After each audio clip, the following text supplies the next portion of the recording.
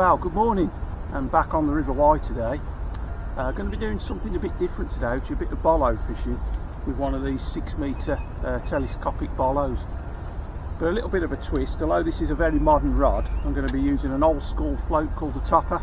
Sorted a few big toppers out yesterday, up to 6 and 7 gram. Quite looking forward to this. Not used one of these floats in a long time, but the river's solid with fish. They're topping all down the river, so I think it's going to be quite a good day. Right, now I just mentioned I'll be fishing a topper float.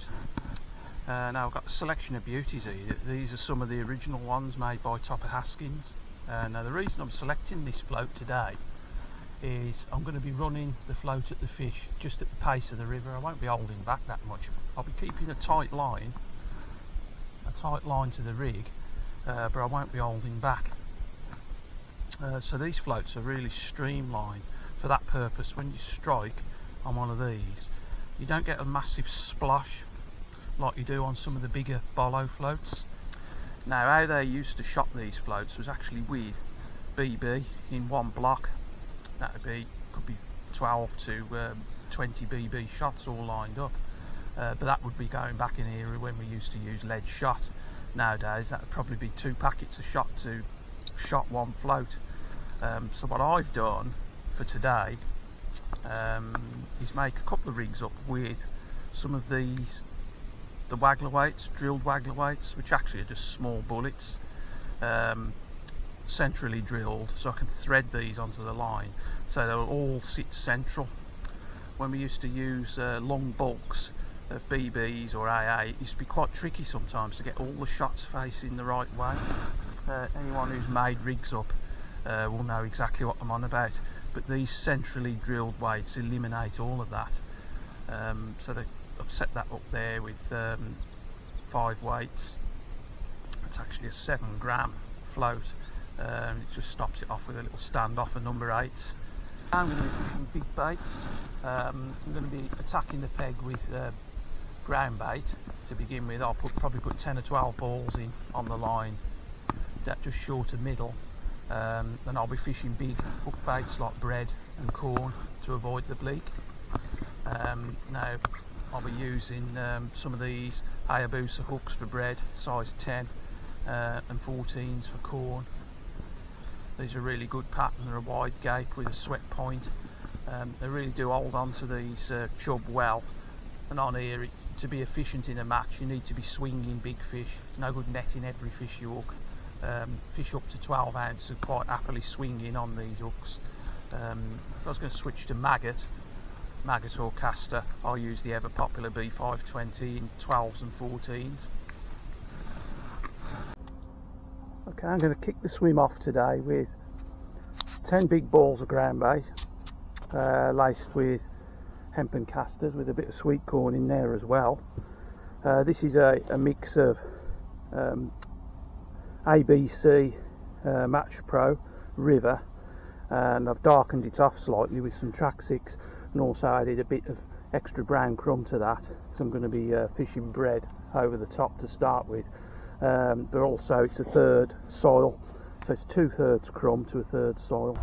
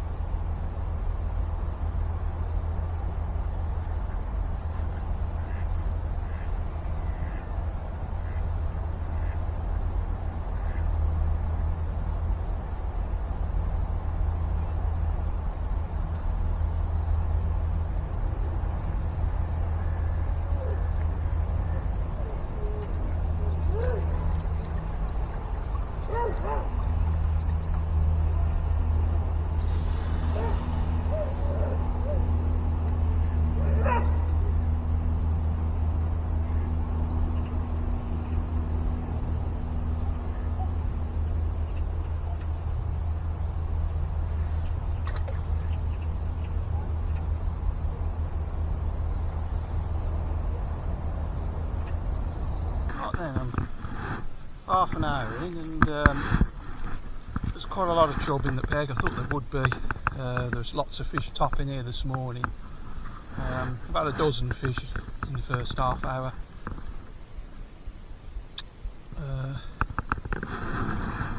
Most of them on bread. And this topper's working really well.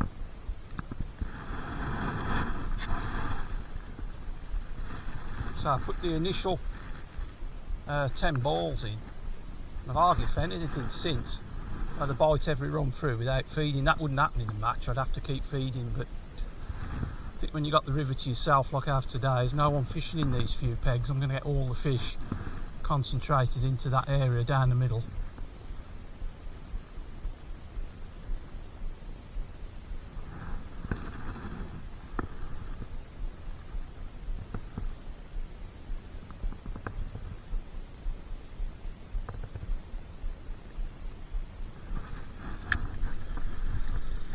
Bread can be quite dead. When you first start a session off, this bread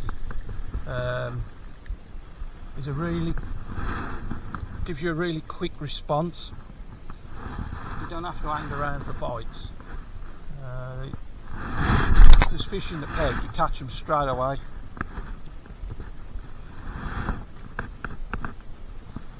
Because it's dropped a lot colder. Last night there was it's quite frosty driving over here this morning. It's -2 on the car thermometer. That just signals to me time to fish bread.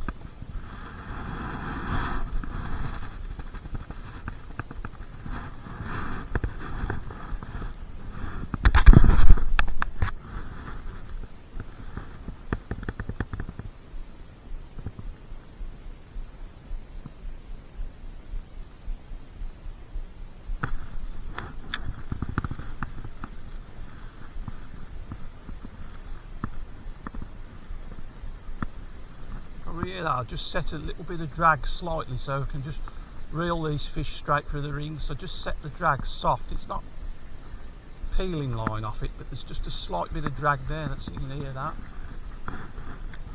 And that just helps take a bit of pressure off when you're reeling these. I mean, they are quite chunky fish straight through the reel ring, the rod rings. Most of these fish I'm lifting, they're probably half a pound, a lot of them.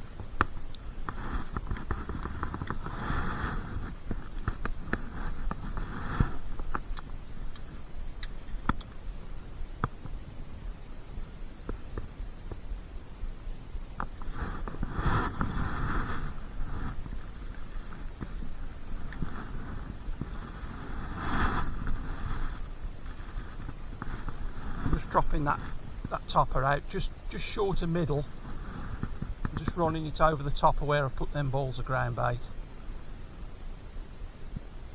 And so I'm letting that go through at really the pace of the flow. I'm not holding it back, I'm just keeping a tight line. As with all fishing, if you're float fishing, I always say if you keep a tight line, that's what you want to be doing. Obviously there's no wind today. The prevailing wind on this stretch is nearly always downstream.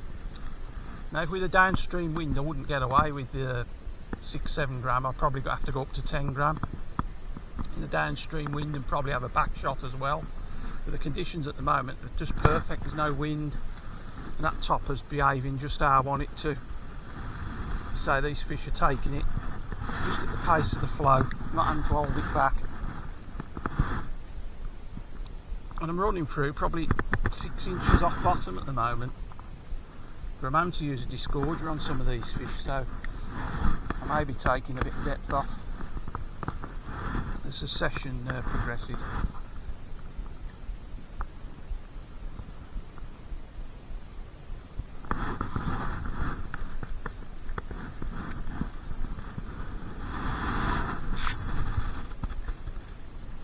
Casting these bollow rods, there is a knack to it. You just cast them overhead, so it's just a gentle overhead lob, and feather the line, just trap the line just before the float's going to hit the surface, and kicks the up length out in front of the olivet.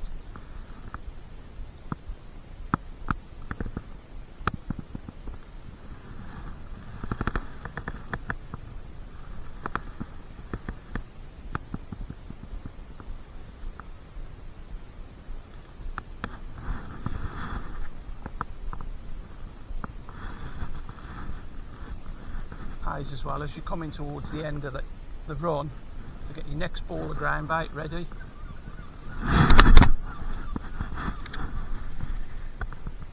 Right there, right at the bottom of the peg. I don't want them at the bottom of the peg, I want to catch them over the ground bait.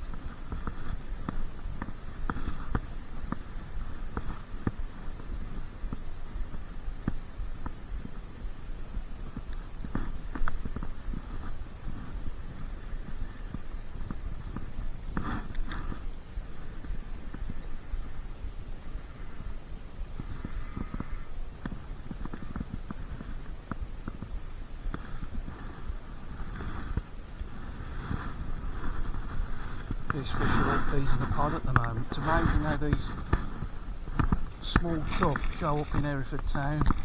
So whenever we have a frost, they all just make their way into this town stretch here. And it is quite prolific. It's not that long ago, only a week or so ago, when the weather was still warm, people were catching these chub out of town. Quite remarkable now, this fish migration. It's on most rivers now. If you head towards the town centre, that's where the fish are going to be in winter. Bit of a shame really, because it means there is whole stretches of river which are barren once we get the cold weather come. Positive to that. It does make the fishing pretty good. If you can locate the fish in the town centre, it's absolutely solid with fish on most rivers.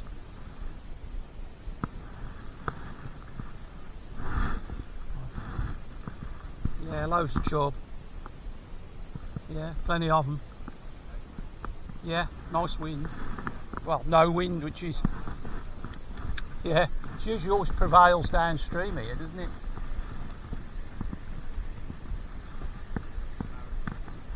Yeah. Yeah. All them roach have gone now. It's real chubbing days. I mean, it was full of roach, wasn't it, a couple of weeks ago? Might get a few of them, I guess. Yeah. No. Not as many pike as there once was, I don't think. At one time you get a lot of pike trouble here. It's not been as bad the last.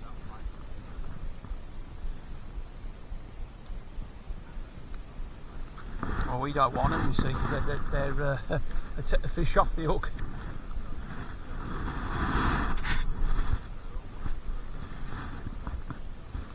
Yeah. Well, when the fish has got an hook in it, they're easy prey, aren't they? Yeah. I think they have a birthday when they see us coming. They know it's feeding time. Yeah.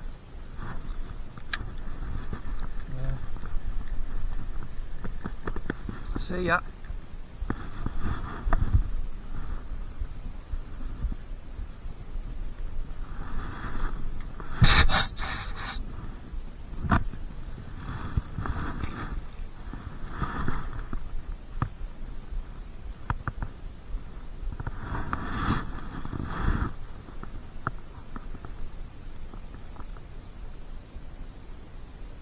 So today I'm fishing an 018 main line.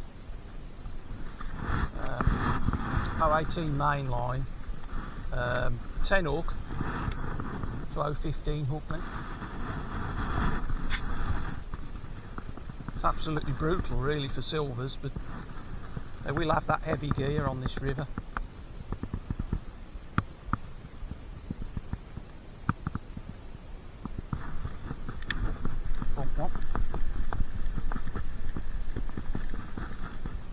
Stop her in a piece of corn, I think, mate.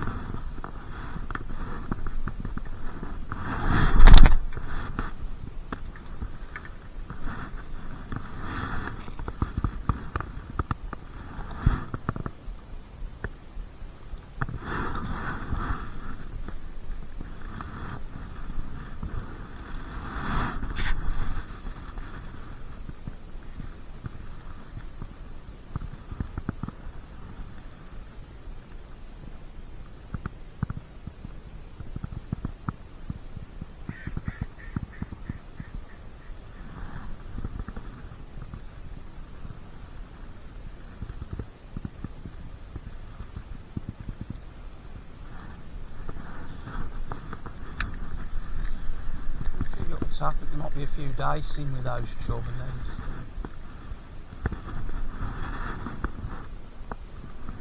fiddling around with the corn.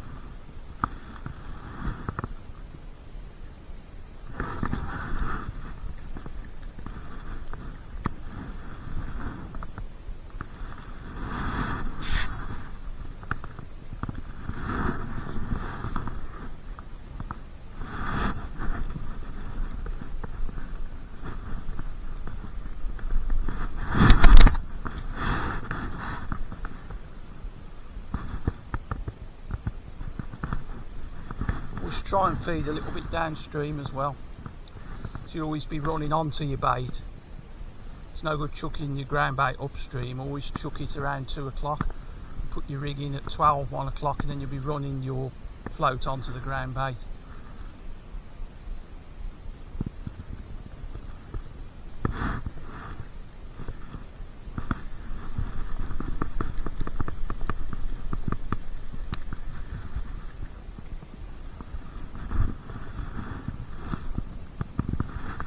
The same principles as fishing a stick float, really. Doing the same sort of thing.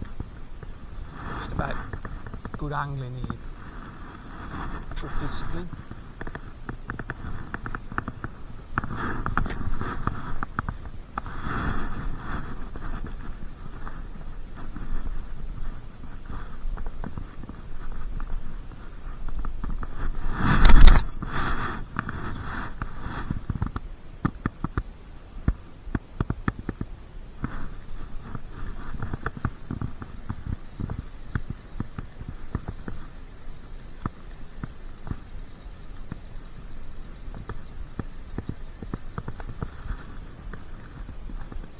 Chocolate,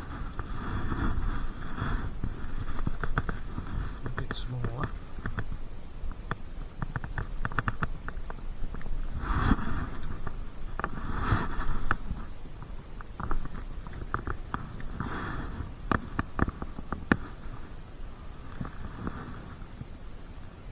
Just going to run a couple of maggots through. I think there'll be too many small fish, but you never know. I'm not feeding maggots, I just use them on the hook. Start feeding maggots, I'll bring bleak in. Just continue. And the ground bait's got end casters and a few grains of corn in it.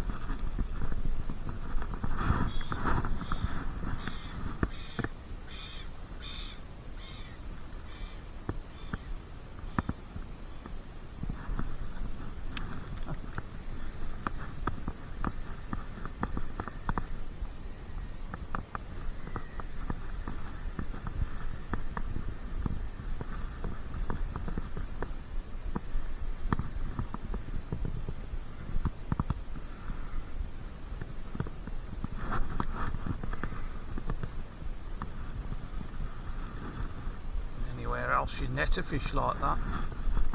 Not here.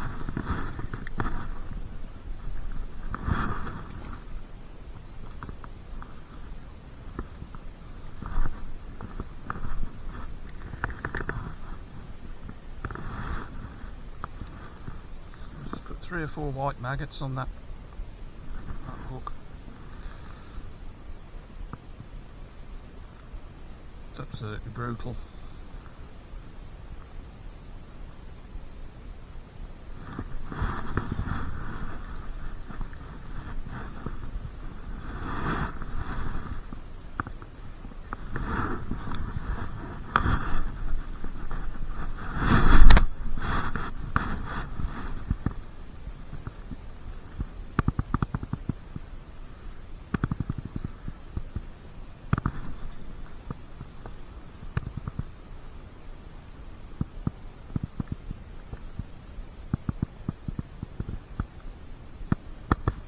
With these bolo rods, you don't need to strike as aggressively as you do with a rod, so it's just like a lift.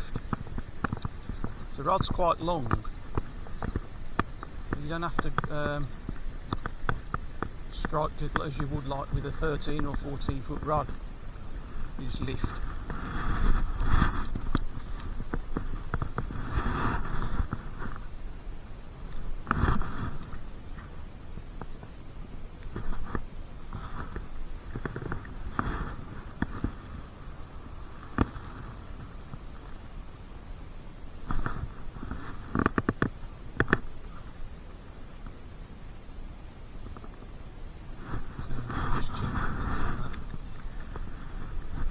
quicker to hook 2 maggots than 3 or 4. Something to bear in mind on this river fishing matches is always look at the time and efficiency and what you're doing. If there's a way of doing things quicker, do it, because although the weights are big, quite often, as I've said before, the margins of winning and losing can be quite small.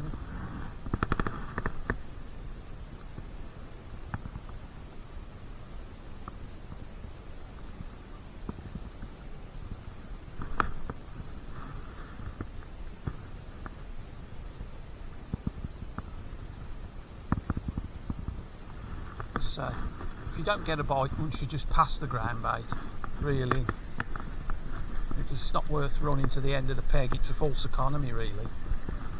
You want to keep fishing for as long as possible where the fish are in the peg.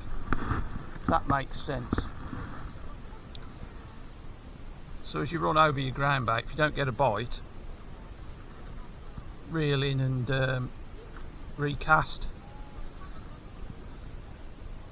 The aim is to catch the fish, pin them down over the ground bait. When you loose feed, sometimes you will look further down the peg for fish, but not when you're putting ground bait in. You tend to catch right on top of it. That's why you should always feed a little bit downstream, so you run onto it, you get your bite like that.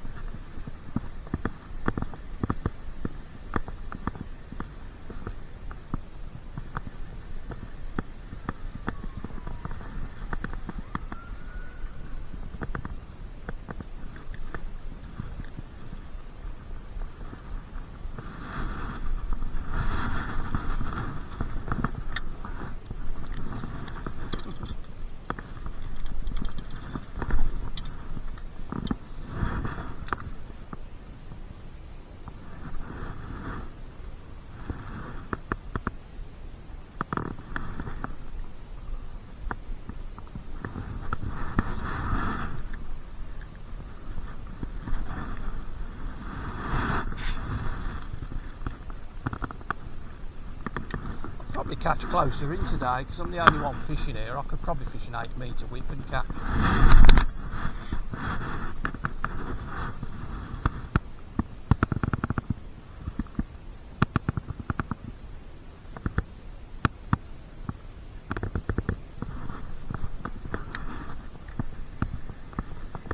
What's nice are these toppers, and I mentioned they're really streamlined, the float.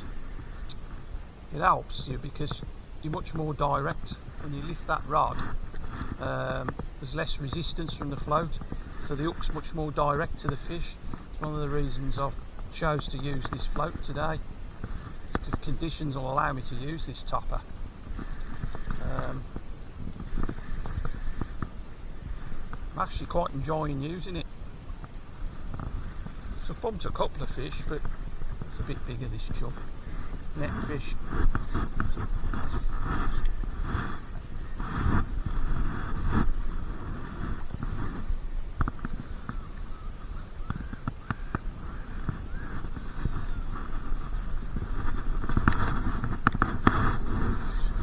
Over a pound.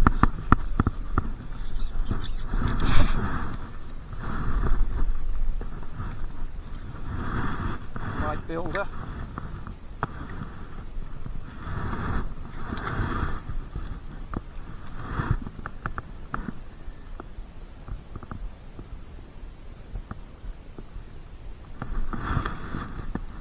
Gram topper's been the one. I'm still picking the odd fish off now. It's not as prolific as it was, but you expect that.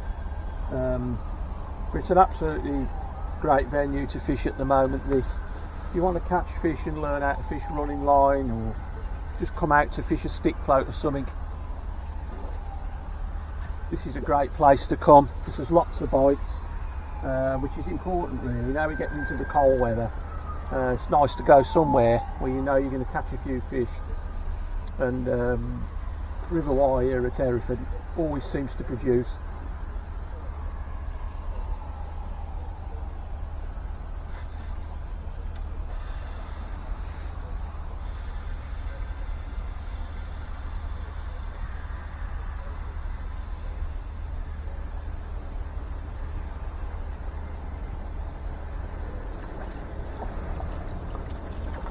chublets have got smaller this afternoon.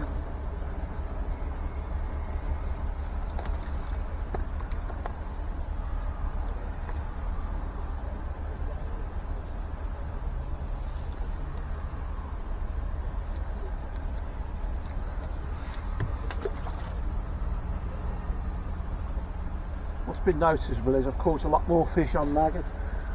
I haven't fed any maggots. I fed hemp and castor in the ground bait and a few grains of corn. I fished maggots on the hook. I'm sure if I'd have fed maggot I'd have had a lot more nuisance bleak and stuff. That's worked quite well.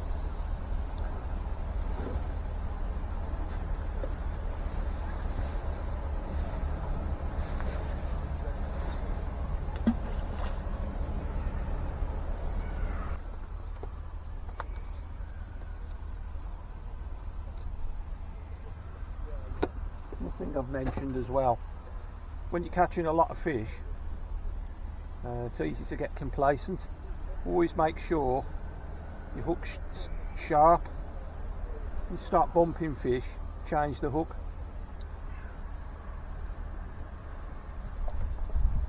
Not worth keeping a hook on longer than once it's gone blunt. That's it, get it changed.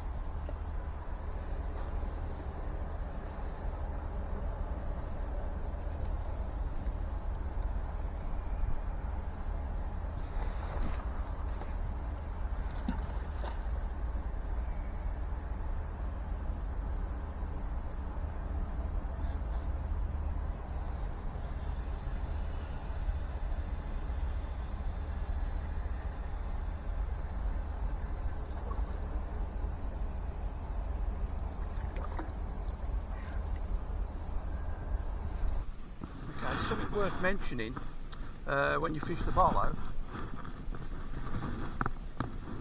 or the topper.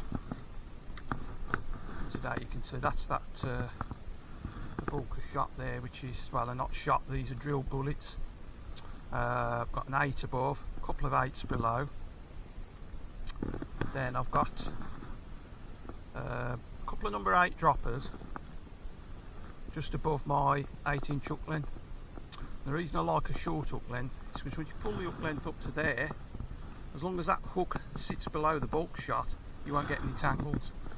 That was a lesson learned a long time ago when I used to fish at Shrewsbury on the 7. Before I knew that little trick, I used to wonder why the hook was always on the olivette, or occasionally be on the olivette when I reeled in. And finding out that was a revelation. So that will help you reduce tangles. There's one thing you can take out of today, if you watch this video, is this particular thing, that little tip of doing that. That'll make a big difference. Well, session's coming to an end. I've ended up with around 60 pound of fish. It's been a nice few hours. It's been cold. I've enjoyed revisiting that using the topper float. It's been an interesting method, and it's certainly something I'll be looking to use again. If I can draw a peg on conditions like today, I won't hesitate to set it up and have a go with it. Hope you've enjoyed watching, and see you soon.